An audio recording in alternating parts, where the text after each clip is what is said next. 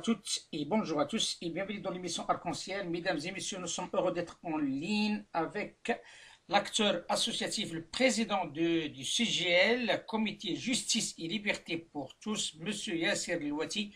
Bonjour et bienvenue dans l'émission Arc-en-Ciel. Bonjour monsieur, merci de me recevoir. Le plaisir est pour nous. Comme tout le monde, vous avez pu suivre ce discours de Monsieur le Président de la République. À travers cette émission, nous essayons de décrypter ce discours d'une manière transversale. Et aujourd'hui, nous sommes heureux d'avoir parmi nous un acteur associatif. On aimerait bien avoir son point de vue par rapport à ce discours dans un premier temps, mais en même temps, sa portée sur les concernés, donc notamment les musulmans à travers cette notion donnée, le séparatisme islamique. Que cela représente pour vous, ce discours et dans ce timing bien précis? Alors, le discours en lui-même, il représente une dérive, une fuite en avant qui est quand même accélérée par rapport à ce qui s'est fait jusqu'à présent, malgré ce qu'a pu faire un Nicolas Sarkozy, ce qu'a pu faire un François Hollande. On voit qu'Emmanuel Macron est littéralement en train de dire laïcité est un problème, elle ne nous permet pas de pouvoir mettre sous tutelle ferme ce qu'on appelle l'islam de France.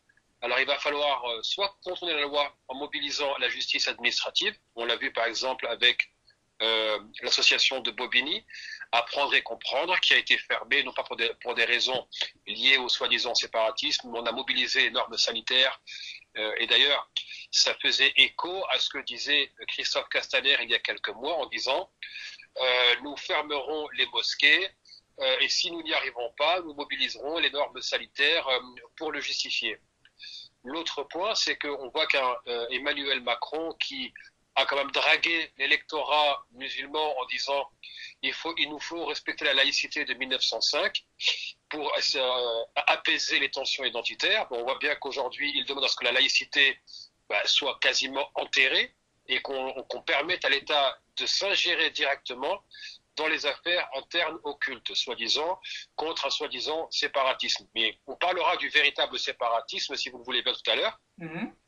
Autre point, c'est aussi une admission, un aveu d'échec de la part d'Emmanuel Macron qui, 18 mois avant la campagne présidentielle, n'a pas fait un discours qui parle de société, qui parle d'économie, qui parle de politique, qui parle de réforme institutionnelle. On parle quand même d'un président qui a été marqué par la révolte des Gilets jaunes, un président dont le mandat a été marqué par des démissions en série, des enquêtes pour conflit d'intérêts, si ce n'est pas de corruption. Nous parlons d'un président qui a dû couvrir les violences policières et les justifier, alors que tout le pays a vu les centaines de vidéos de gens qui se sont fait tabasser, qui se sont fait mutiler, le racisme dans la police. Et ce discours sur le séparatisme, il n'est pas venu de nulle part. Il est quand même venu plusieurs semaines, voire plusieurs mois, après la première utilisation du terme séparatisme, juste après les manifestations contre le racisme et les violences policières, après l'assassinat de George Floyd.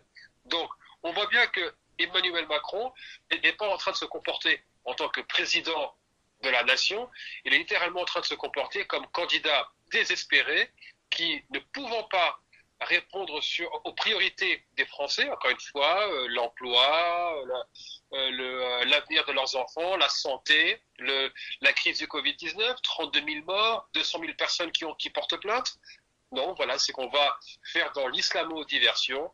Je vais créer un problème musulman pour divertir ou pour faire en sorte que je ne puisse pas répondre de mes actes et de mes échecs. Maintenant, si vous me permettez, monsieur, je vais juste parler du véritable séparatisme dont Emmanuel Macron ne parle jamais. Pour commencer, il n'y a aucune association cultuelle ou culturelle musulmane qui appelle à faire sécession avec la France. Aucune, on n'en connaît pas.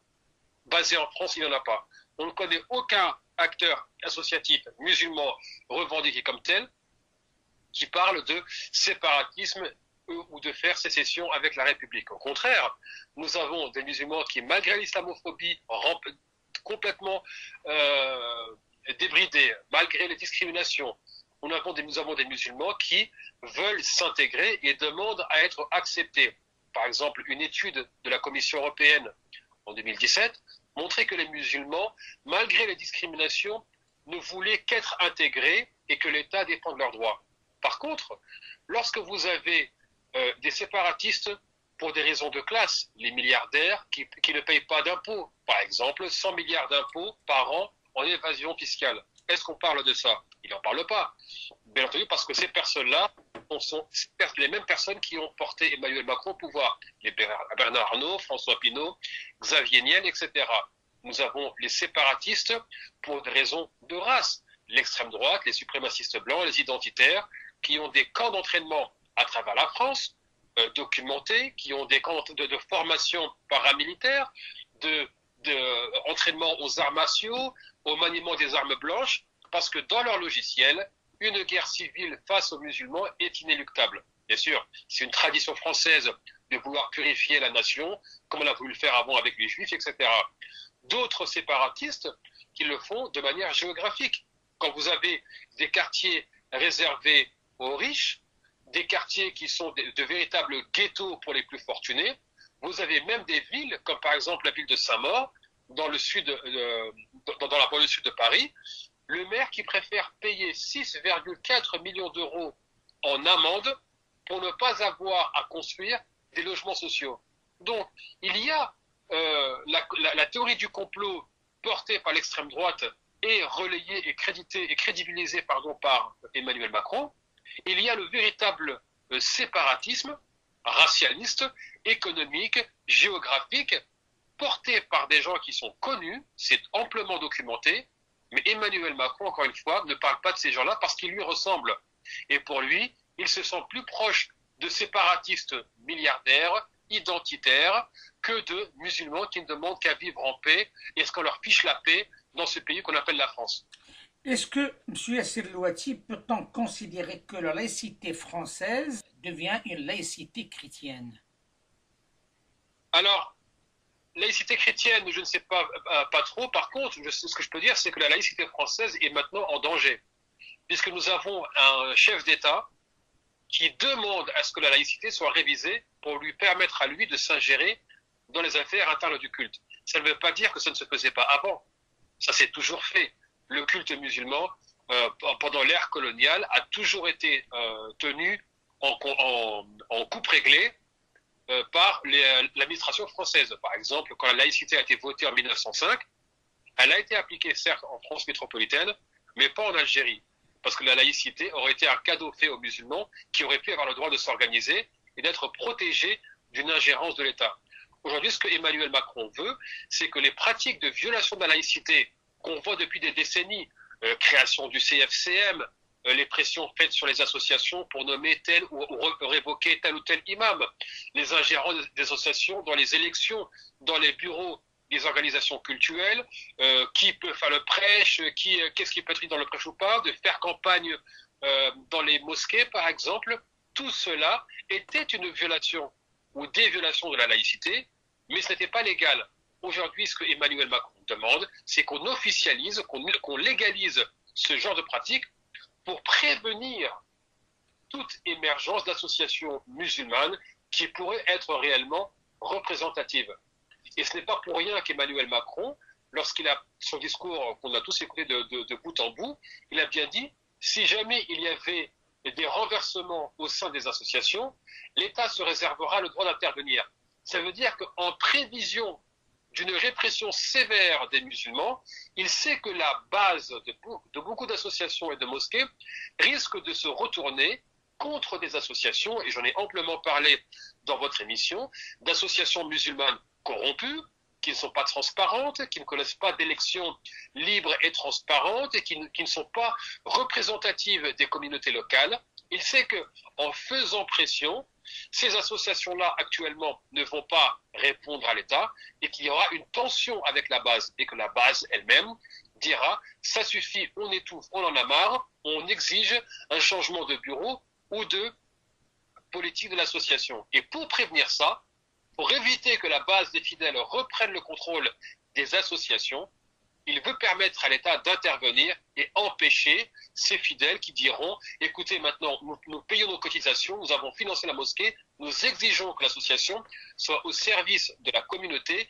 et non pas au service de tel clan, de telle famille. » Monsieur Yasser Louati, je reviens à ce mot de séparatisme.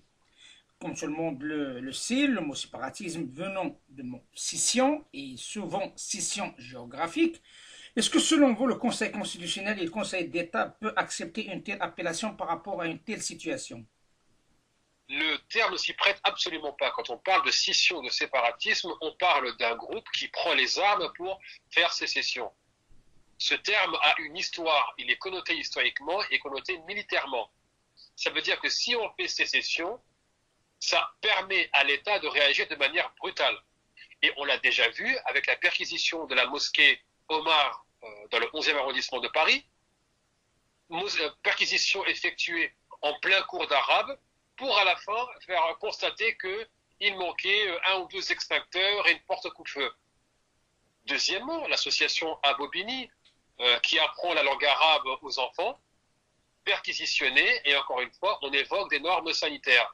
Ça veut dire que ce qu'on veut, c'est créer une situation où l'État peut intervenir violemment, et nous sommes assez vieux pour nous souvenir que il y a 2 ans, 3 ans, 4 ans, l'état d'urgence déclaré après les attentats sanglants de novembre 2015 avait permis des représailles brutales, disproportionnées, aveugles de l'État, non pas contre le terrorisme, mais contre les musulmans.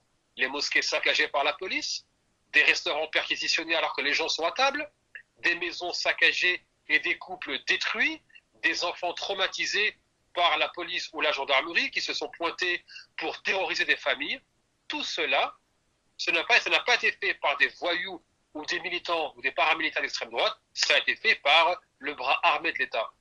Aujourd'hui, comme si ce n'était pas assez, Emmanuel Macron en rajoute une couche et ça n'annonce absolument rien de bon pour les musulmans pour les 18 mois à venir, voire plus.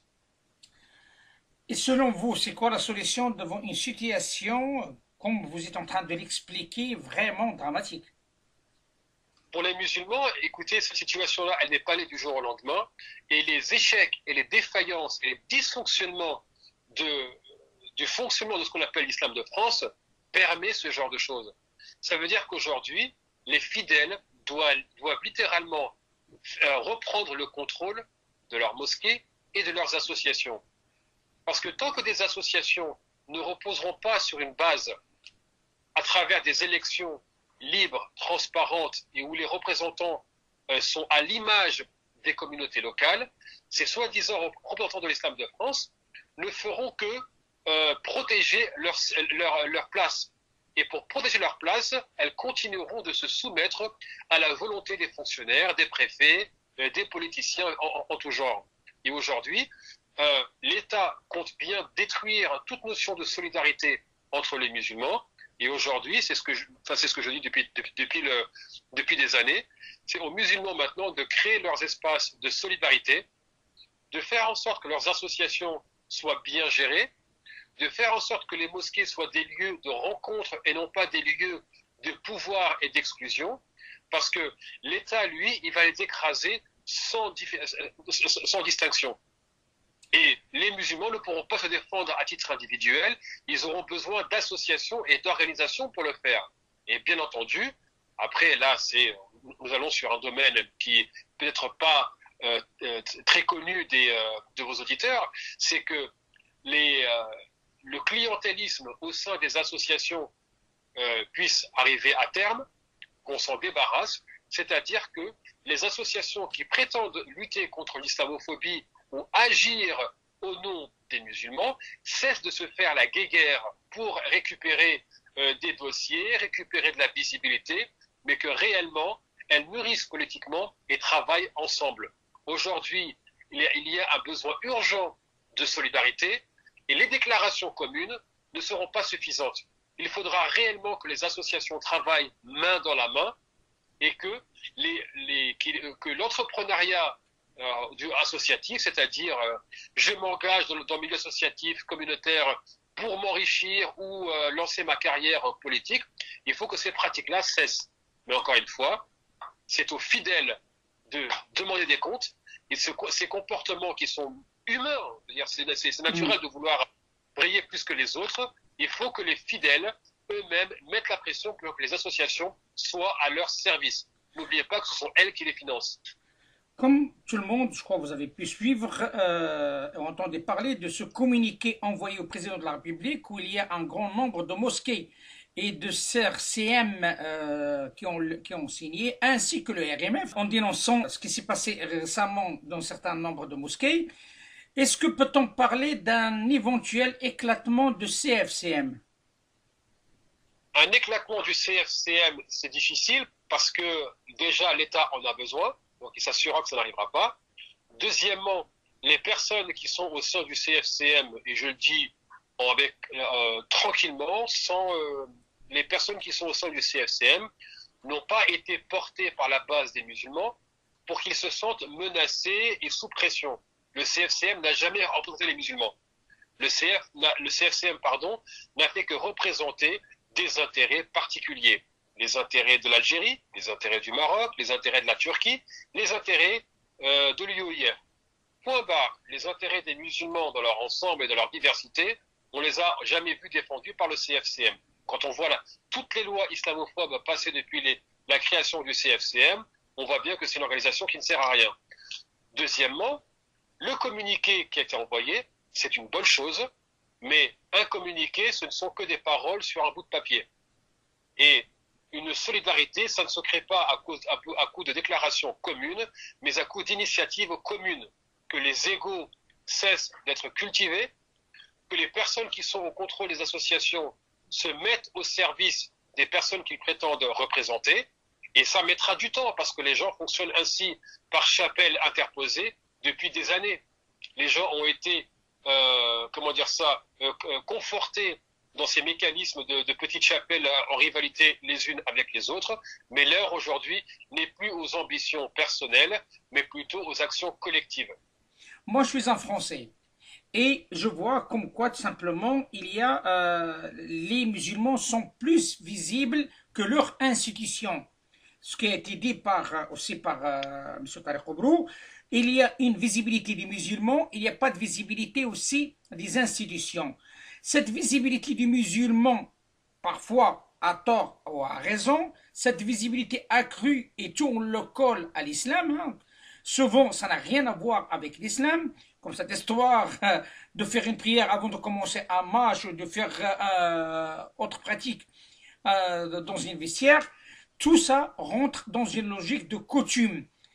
Comment vous voyez-vous l'état d'esprit des Français qui sont, dans la majorité, sont pas identitaires, mais certes subissent cette double pression, cette pression des identitaires qui jouent sur cette corde, mais aussi cette manque de responsabilité chez les musulmans.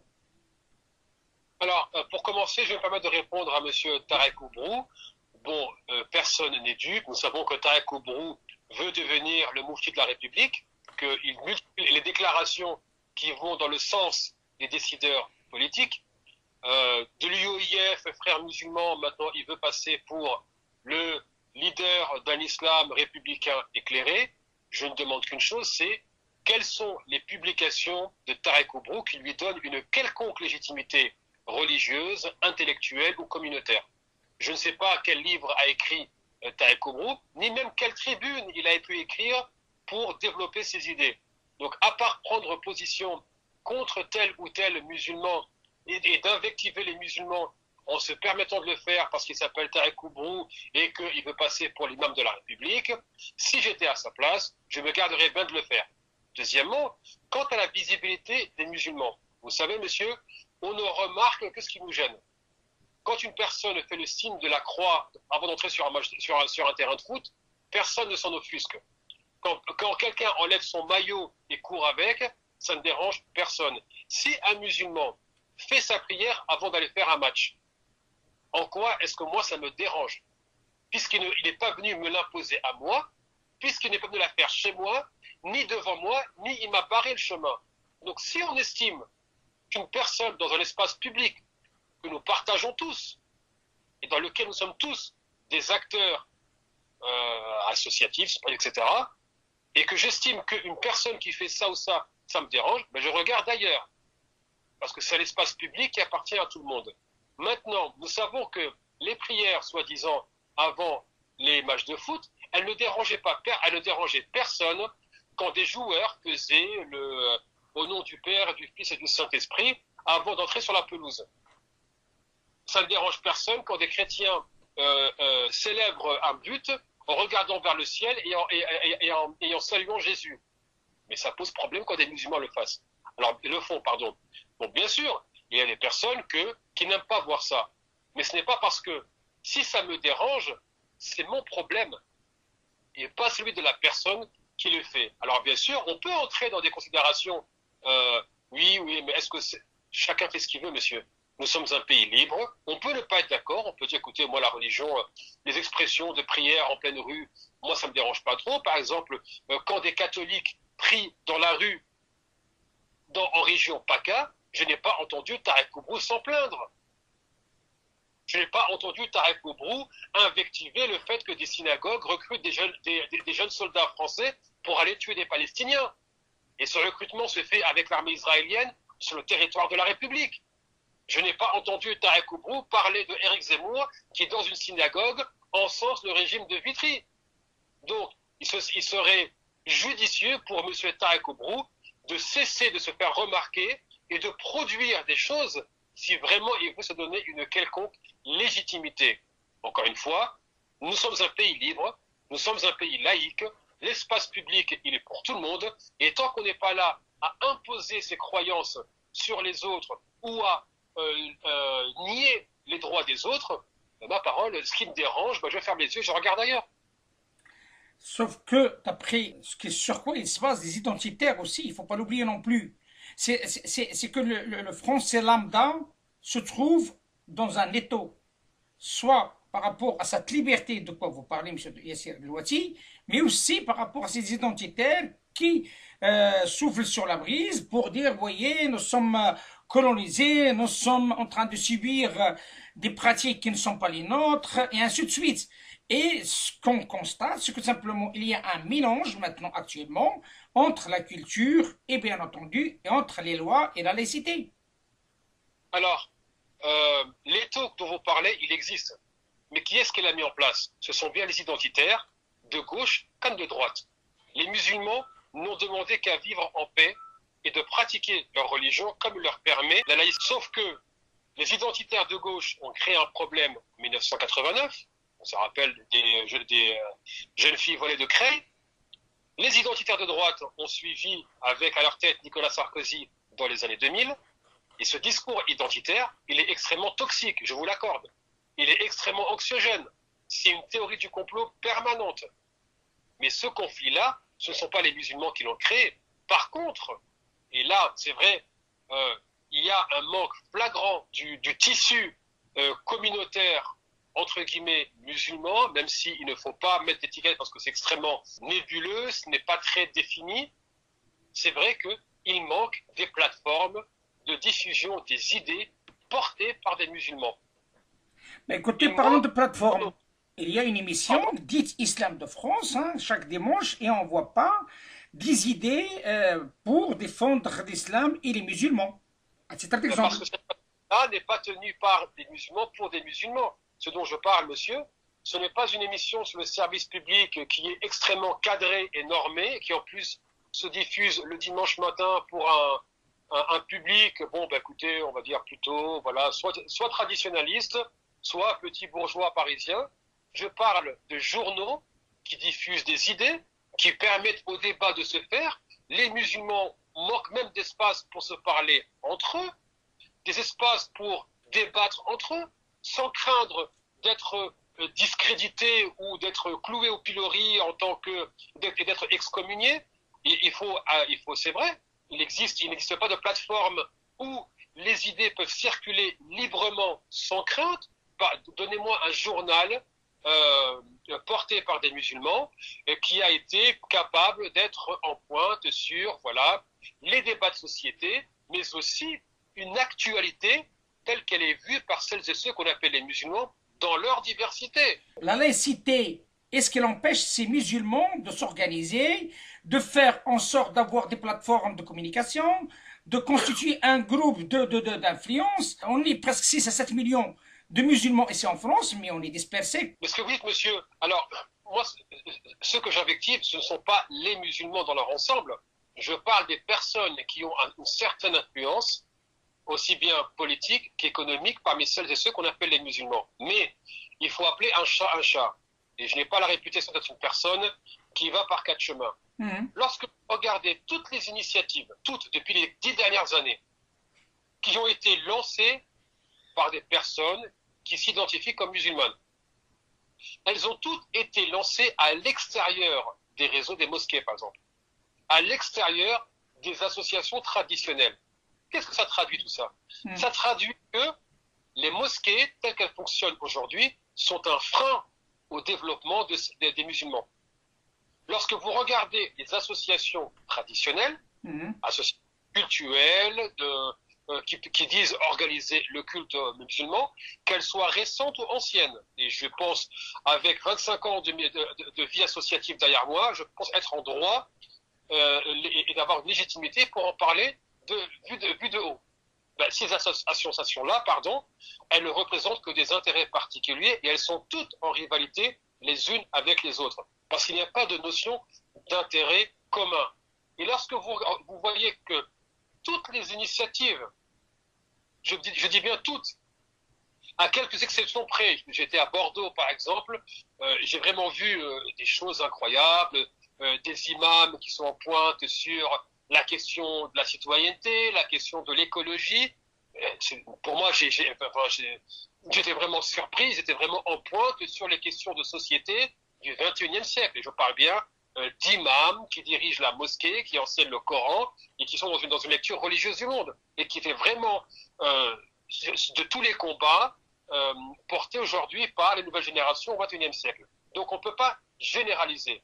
Mais quand on regarde dans l'ensemble, on voit bien que dès qu'une initiative est lancée pour organiser celles et ceux qu'on appelle les musulmans, la première organisation qui tente de les en empêcher, c'est souvent pas la préfecture, mais c'est la mosquée locale. Eh oui, mais qu'est-ce que vous voulez qu'il fasse l'État dans cette affaire? Ben, c'est parce que la mosquée est le sous-traitant de la gestion coloniale de l'islam. Parce que la mosquée n'est pas dirigée par les fidèles, mais est dirigée par un clan, une famille qui sont eux-mêmes inféodés au maire, aux députés, aux préfets, etc. et qui ne rendent pas de compte aux musulmans qui viennent prier dans la mosquée. À titre d'exemple, je vais encore citer Atis-Mons, qui est pour moi un laboratoire. Vous avez une mosquée à Atis-Mons, dirigée par une seule famille, le père, le fils et le gendre. Les femmes prient littéralement dans 2 mètres carrés à côté des toilettes. Les cours sont donnés par une femme qui est envoyée par le consulat marocain et qui passe son temps à hurler sur les enfants.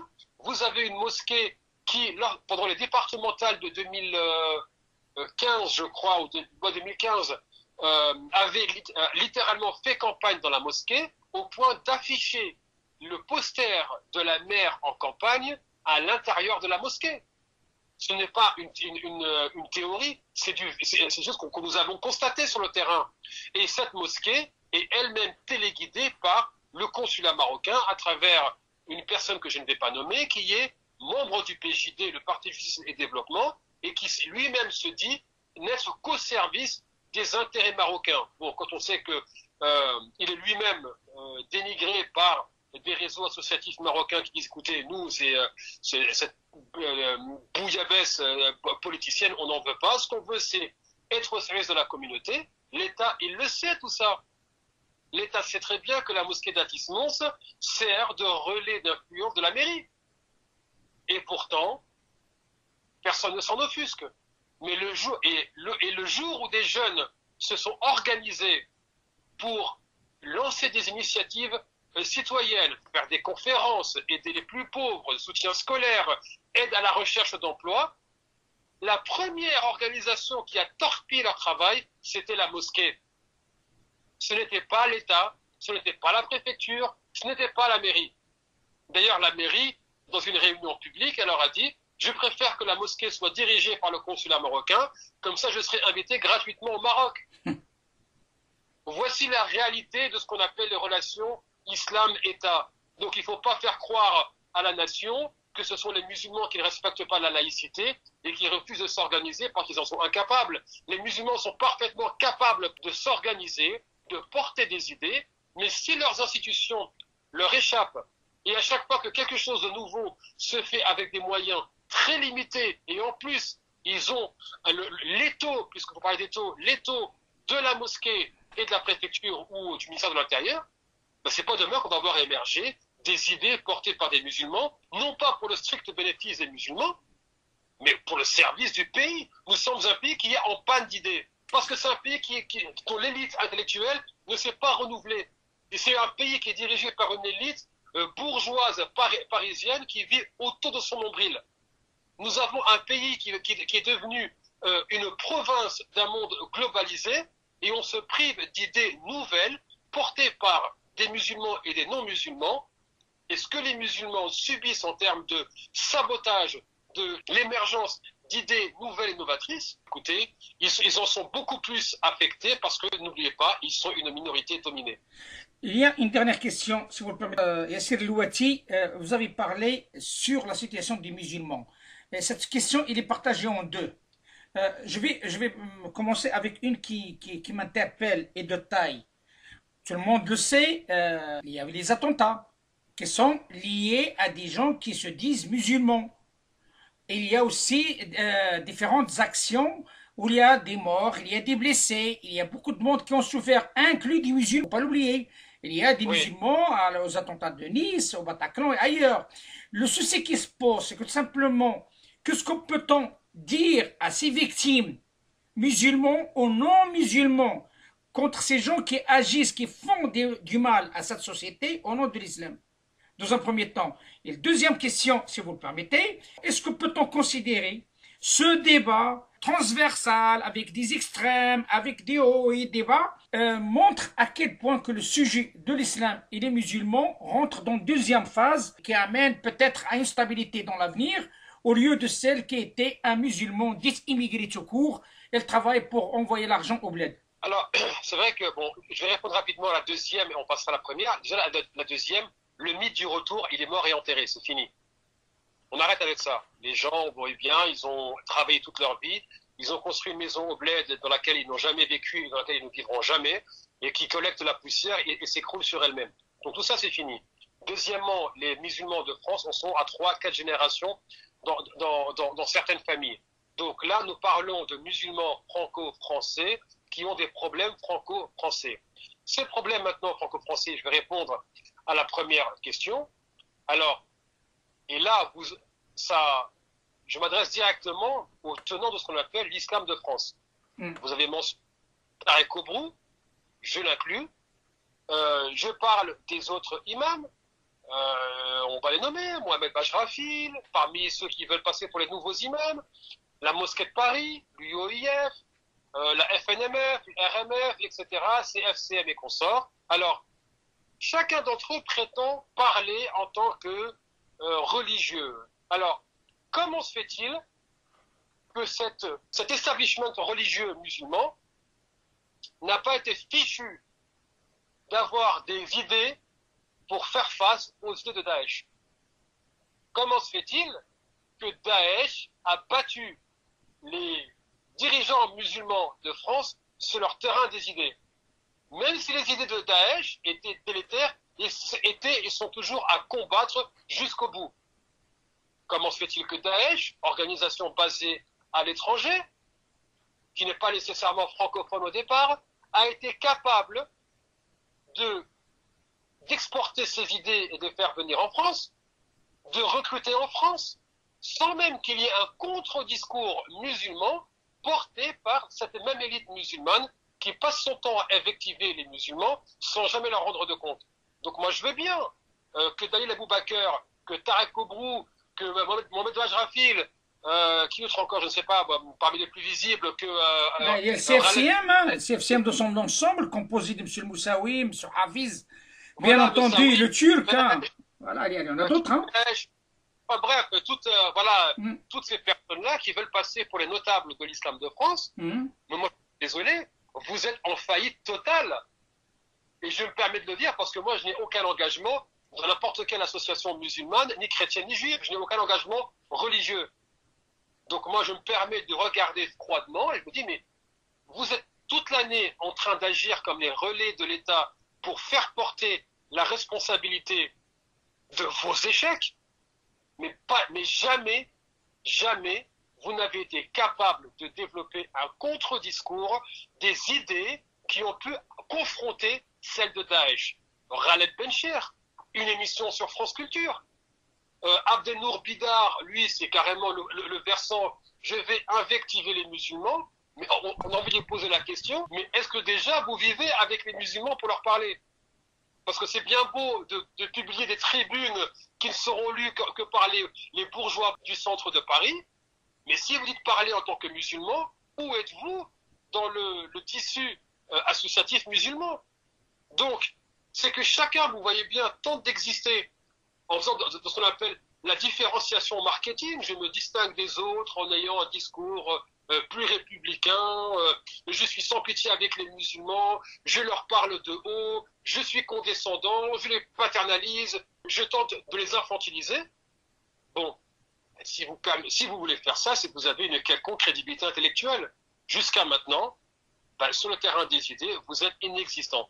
Donc quand on n'a pas d'idées et qu'on s'aventure sur le terrain des idées, on commence déjà par se taire et on produit. Moi, jusqu'à maintenant, j'ai rien vu de produit. Je n'ai rien vu qui parle d'un islam de France qui reflète la réalité des musulmans de France et un discours dans lequel la majorité des musulmans peuvent se reconnaître. Il y a la question de la finance, M. Yassir Louati, qui est assez importante, hein, soit des pays d'origine, soit des pétrodollars, qui pose un réel problème dans cette affaire. Il ne faut pas oublier cet élément de taille, notamment la taxe halal aussi. Oui et non. Alors, des mosquées dirigées directement par les pays du Golfe, il y en a quelques-unes. On a eu par exemple la mosquée d'Evry, mais elle est passée sous gestion du consulat ou de l'ambassade du Maroc. Il y a eu des mosquées qui ont été financées ici et là, mais on sait très bien que la majorité, l'écrasante majorité des mosquées en France, on parle de plusieurs milliers, sont financées par les musulmans eux-mêmes. On peut pas. Le phénomène existe, mais il reste quand même marginal comparé à, mis en perspective avec le reste du tissu ou du réseau des mosquées de France. Maintenant, il y a le problème, c'est vrai, le financement de ce qu'on appelle l'islam de France reste très opaque. Pourquoi? Non pas que parce que les musulmans financent des mosquées et ces mosquées-là sont mises sous tutelle de puissances étrangères. Vous prenez la mosquée d'Angers. Ils ont signé récemment la cession pour 1 euro symbolique du projet au Maroc. J'ai envie de poser la question, je ne sais pas, il y a des personnes d'Angers qui nous écoutent, et bien sûr, je n'ai pas tous les éléments, mais selon les éléments que j'ai, lorsque l'association d'Angers qui gérait la mosquée, s'est dit, on ne va pas arriver à finir la construction le projet de mosquée, donc on va le céder au Maroc. Déjà, l'argent, vous cédez le projet pour 1 euro symbolique. Et tout l'argent qui a été collecté, vous allez le rendre aux musulmans? Deuxièmement, avant d'avoir cédé la mosquée au Maroc, vous avez consulté les fidèles? Parce que je doute que tous les musulmans d'Angers soient d'origine marocaine. Sur ce sujet-là, sur ce sujet de la mosquée d'Angers, et paraît-il, hein, comme vous l'avez bien dit, moi aussi, je n'ai pas suffisamment d'éléments, mais il y avait une concurrence forte entre pays pétrodollars et cette appartenance ou de le céder à 1 euro symbolique, comme vous l'avez dit, au Maroc. Donc, quelque part, le marché, je vais m'expliquer d'une manière claire et nette, le marché des mosquées fait la une actuellement. Et beaucoup de monde parle, la quasi-totalité des imams sont dans le business. Et ça, je vous l'accorde. C'est vrai que si vous voulez parler de ce sujet-là, je vais aller encore plus loin et parler d'imams qui, pendant des décennies, ont interdit aux musulmans le prêt bancaire, etc., parce que ce serait interdit, etc., alors que eux-mêmes, soit ils vivent sur le dos de la communauté, leur salaire est payé par la communauté, donc ils n'ont pas à s'inquiéter de leur facture, soit ils sont eux-mêmes multipropriétaires. Et donc, ils ont enfermé les musulmans dans une situation de précarité foncière. Ils vivent toujours dans des logements qui ne leur appartiennent pas. Leurs enfants, vu discrimination et crise économique et chômage de masse, reprendront ces appartements-là qui sont insalubres, pendant que pendant ce temps-là, l'élite musulmane s'est goinfrée pendant des décennies et a maintenu les musulmans dans des situations de précarité financière.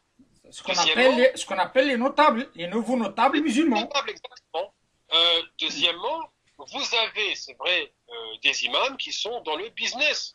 Et je sais que ça va faire froncer des sourcils, que ça va ne pas plaire, mais renseignez-vous sur le train de vie de vos imams. Je dis, bien sûr, je ne dis pas tous. Les personnes qui sont, par exemple, sur YouTube, une personne qui enseigne la prière pour 500 €. Je me suis renseigné, dans l'histoire, ça ne s'est jamais fait. Une personne qui organise des sessions de formation pour apprendre à faire la prière à 500 € par personne. Ben, ça rapporte, hein. Écoutez, oui, quelle est la différence entre ça et un dealer de shit? Je suis désolé, 500 € par tête, je suis désolé, on peut vendre du hashish et faire autant d'argent. Deuxièmement, vous avez un marché des mosquées et là, la responsabilité individuelle des fidèles est directement engagée. Et j'insiste là-dessus. S'il y a concurrence entre des puissances étrangères pour contrôler les mosquées, c'est parce qu'ils savent que les fidèles laissent faire. Si ma maison, aujourd'hui, elle est mise sur le marché, il y a sur une annonce à l'étranger, et que j'ai des visiteurs qui viennent me voir du Canada, des États-Unis, de Chine, je me dis, mais qui c'est qui a mis ma maison à vendre? Si je permets à des gens qui viennent de l'étranger visiter ma maison et faire des offres, je peux pas dire que celui qui veut acheter est fautif. Le fautif, c'est le propriétaire de la maison qui laisse sa maison entre les mains des autres. Et les fidèles qui laissent leur mosquée être reprise par des puissances étrangères, leur responsabilité est directement engagée. Parce que s'ils ne laissaient pas faire, ce ne serait pas possible. Mais, et encore une fois, je n'invective absolument pas le Maroc tout seul, j'ai aucun intérêt à le faire, mais le Maroc, comme l'Algérie, comme l'Arabie Saoudite, comme l'Égypte, comme la Turquie, sont des États, et l'État, comme le disait De Gaulle, il n'a pas d'amis, il n'a que des intérêts. Donc, le Maroc défend ses intérêts, l'Algérie défend ses intérêts, etc. pour les autres pays. Et que font les fidèles musulmans? Monsieur Yasser Louati, puisqu'on parle de ce sujet-là, comme tout le monde le sait, il n'y a pas que ces pays, bien entendu. Il y a les Émirats arabes unis qui est à l'offensive, hein, à travers le Conseil des minorités musulmanes qui est défendu par M. Nouaimi et M. Mohamed El-Bouchari, qui agit d'une manière assez importante à travers le monde, pas que en Europe. Dans ce réel marché, quelque part, il faut parler business, hein, sans se voiler la face. Il y a un réel marché. Il y a le marché de halal. Il y a le marché du pèlerinage. Il y a le marché, bien entendu, du transport des morts dans leur pays d'origine. Il y a plein de marchés qui attirent l'attention des uns et des autres pour que ces gens-là puissent s'intéresser de près. Donc, quand on voit comme quoi moi, vous et d'autres achètent une viande halal et qu'elle laisse 20-30 centimes de taxes pour quelqu'un qui en profite tout seul, il y a un problème. Alors là, est-ce que la France peut agir? Et c'est là où je reviens à la charge par rapport à l'État. Est-ce que la France, en tant qu'État, peut agir sur ce flux financier qui passe à travers les mailles de filet? Moi, je pense à la question, ça profite à qui? Donc, il est temps qu'il y a un assainissement sur cette notion de flux financier.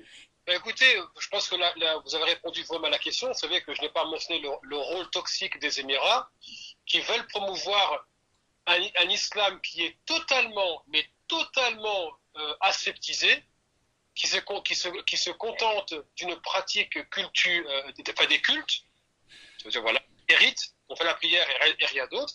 Pourquoi? Parce que les Émirats sont dans une démarche de normalisation avec Israël, d'hégémonie régionale, de mise sous tutelle d'organisations religieuses pour promouvoir leurs intérêts. On sait qu'ils sont déjà extrêmement actifs à Washington avec différents think tanks. On l'a vu avec les révélations du journal The Intercept et comment l'ambassadeur des Émirats est en connivence totale, pardon, avec les intérêts sionistes et les intérêts ultra-conservateurs américains, voire la droite